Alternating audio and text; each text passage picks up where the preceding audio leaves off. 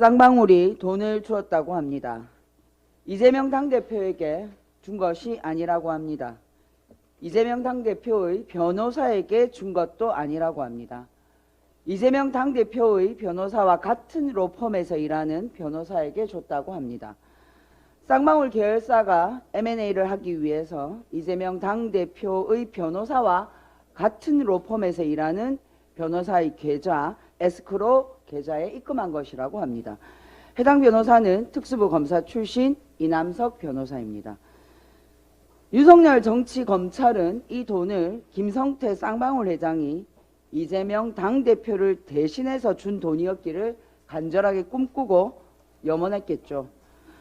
그래서 변호사비 대납으로 이재명 당대표를 확 엮고 싶었나 봅니다. 정치검찰은 이재명을 향한 집요한 꿈과 염원을 포기하지 않는 이재명 스토커가 된 상태입니다. 용 박사는 소리가 나지 않지만 방울은 소리가 잘 납니다. 쌍방울이 소리나게 한 일을 조작하는 것은 쉽지 않을 것이지만 이재명 스토커는 합리적으로 설명할 방법이 없어도 잘 우기는 특징을 가지고 있습니다. 김성태 쌍방울 회장과 이재명 당대표는 서로 모르는 사이이고 서로가 모르는 사이라고 말하고 있습니다. 쌍방울 내일을 사입은 것 외에 쌍방울을 전혀 알지도 못하는 이재명 당대표를 김성태 쌍방울 회장이 왜 도우려고 했는지 정치검찰은 그 이유를 뭐라고 말할까요? 그 신비롭고 말도 안 되는 이유도 억지로 만들고 이재명 당대표의 변호사에게 변호 비용을 수십억 주는 것이 말이 된다고 우길 것을 생각하면 기가 찹니다.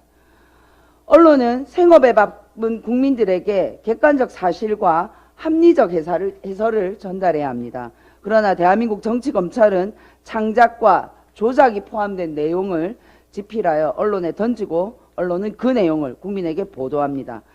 정치검찰과 언론이 피의사실 공표죄를 무력화하면서 여론재판을 시작합니다.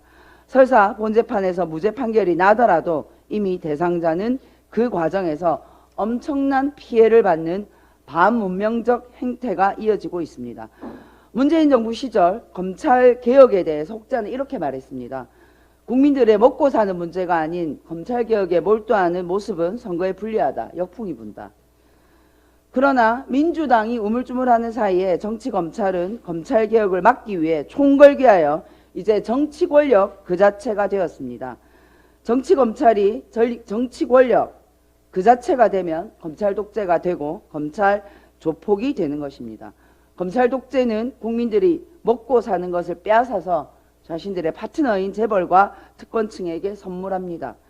민주당은 검찰개혁이 곧 먹고 사는 문제라는 것을 제대로 몰랐던 셈입니다. 이제 민주당은 과거 그 안일했던 시절로 돌아가지 않아야 합니다.